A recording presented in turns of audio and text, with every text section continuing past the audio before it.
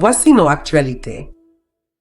Bajira, des inondations dévastatrices à Nyakavogo, une dépêche de notre correspondant Christian Mufungizi. Ce mercredi 16 avril 2025, la commune de Bajira, particulièrement le quartier de Nyakavogo, a été frappée par de violentes pluies qui ont causé des dégâts considérables. Certains habitants ont malheureusement perdu la vie et de nombreux ménages se retrouvent désormais dans une situation précaire, leurs maisons détruites ou inondées. Les témoignages des résidents sont alarmants, mettant en lumière la souffrance et l'angoisse qui règnent dans cette communauté touchée par cette catastrophe naturelle. Olivier Batumike, représentant de la société civile dans le quartier, a indiqué que cette pluie a eu des conséquences dévastatrices, notamment l'écroulement partiel d'un collecteur essentiel qui permet habituellement de drainer les eaux pluviales vers la rivière Nyamwanga. La destruction de ce système de drainage a exacerbé les inondations, emportant 2 enfants de moins de 10 ans, tandis que de nombreuses habitations ont subi des dommages importants. Les pertes matérielles sont également considérables, laissant plusieurs familles sans abri et sans ressources pour subvenir à leurs besoins quotidiens. Face à cette situation dramatique, un appel urgent a été lancé aux autorités locales et aux bonnes volontés pour intervenir rapidement et apporter assistance aux familles touchées. Il est primordial que des mesures soient prises pour réhabiliter le collecteur endommagé et prévenir de futures tragédies lors des prochaines périodes de pluie.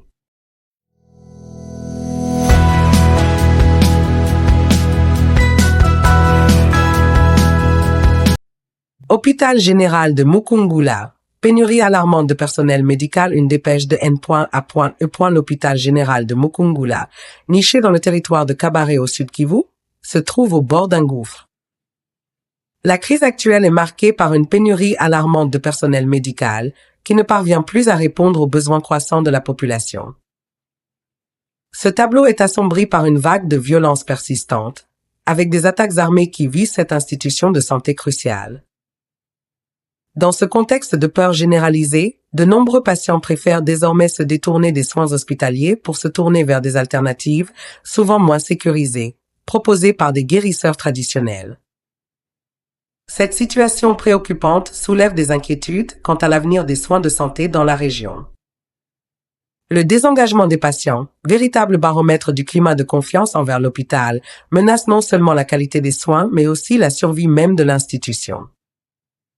Les acteurs locaux sont appelés à se mobiliser pour mettre fin à cette spirale de découragement et de violence afin de rétablir un environnement propice à la guérison.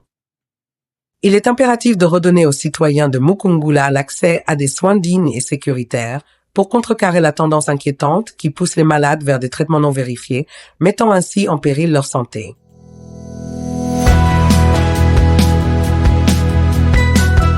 Urgence humanitaire à Walungu. La situation alarmante des déplacés de Kanyola. Une dépêche de NAE, plus de 5000 personnes, originaires des villages de Walungu et en particulier du groupement de Kanyola, ont fui leur foyer pour trouver refuge dans diverses localités de la chefferie de Ninja, au cœur du territoire de Kabare. Accueillis par des familles locales, ces êtres humains se retrouvent néanmoins dans des conditions extrêmement précaires. Les témoignages de plusieurs sources locales révèlent une situation de plus en plus alarmante, où la dignité et le bien-être des déplacés sont menacés par l'insuffisance des ressources disponibles pour répondre à leurs besoins fondamentaux. Les alertes se multiplient concernant l'urgence d'intervenir pour faire face aux défis criants auxquels ces populations vulnérables sont confrontées. Parmi les priorités, la prise en charge de maladies, l'accès à une eau potable ainsi que l'amélioration des conditions d'hygiène et d'assainissement sont essentiels. De plus, la distribution de vivres et de biens de première nécessité est cruciale pour garantir la survie de ces déplacés en cette période particulièrement critique. Les acteurs humanitaires sont appelés à renforcer leurs efforts afin de répondre efficacement à cette crise et d'apporter un soutien vital à ceux qui ont tout perdu.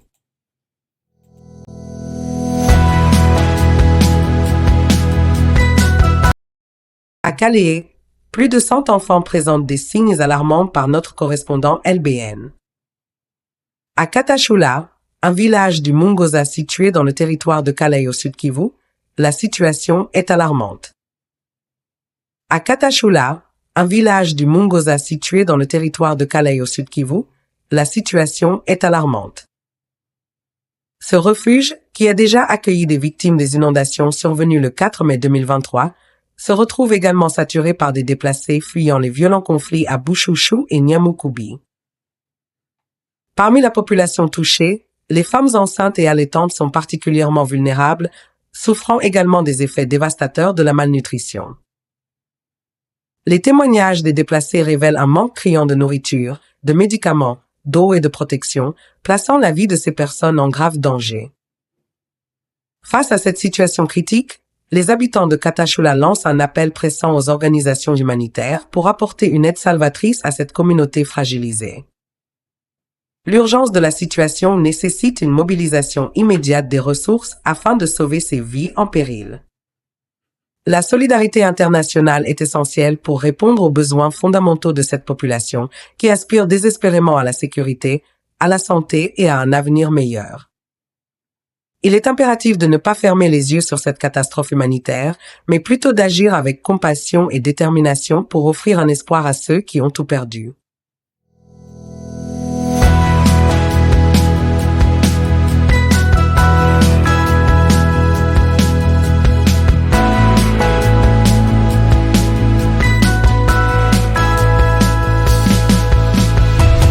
Un message essentiel pour toi par Eugide Abalawin d'Abenz. La véritable grandeur réside dans l'humilité.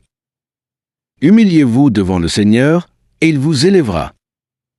Jacques 4, 10. Mes chers frères et sœurs, le verset de Jacques 4, 10 nous invite à une profonde réflexion sur notre posture devant Dieu. Humiliez-vous devant le Seigneur et il vous élèvera. Dans un monde où l'orgueil et l'autopromotion sont souvent célébrés, la pensée divine nous rappelle que la véritable grandeur ne réside pas dans la vanité, mais dans l'humilité. S'humilier devant le Seigneur, c'est reconnaître notre dépendance totale à lui, admettre nos faiblesses et nos besoins. C'est en laissant nos certitudes de côté et en nous approchant avec un cœur contrit que nous nous plaçons dans la lumière de sa grâce. L'humilité nous permet de recevoir l'amour inconditionnel de Dieu et d'être prêts à être façonnés selon son dessein. Lorsque nous nous humilions, une promesse magnifique nous attend. Il vous élèvera. Ce n'est pas une élévation terrestre remplie de richesses et de succès matériels, mais une élévation spirituelle qui nous rapproche de notre Créateur. Dans notre humilité, Dieu nous élève au-dessus de nos luttes et des épreuves, nous offrant une paix et une joie durable que le monde ne peut pas comprendre. Il prend ceux qui sont considérés comme les plus faibles et les plus insignifiants et les utilise pour réaliser de grandes œuvres. Si nous apprenons à nous agenouiller avec foi et sincérité, nous découvrirons que sa main puissante nous redresse, nous renouvelle et nous place dans une position d'autorité spirituelle. Marquons donc notre vie par l'humilité et laissons-nous élever par le Seigneur.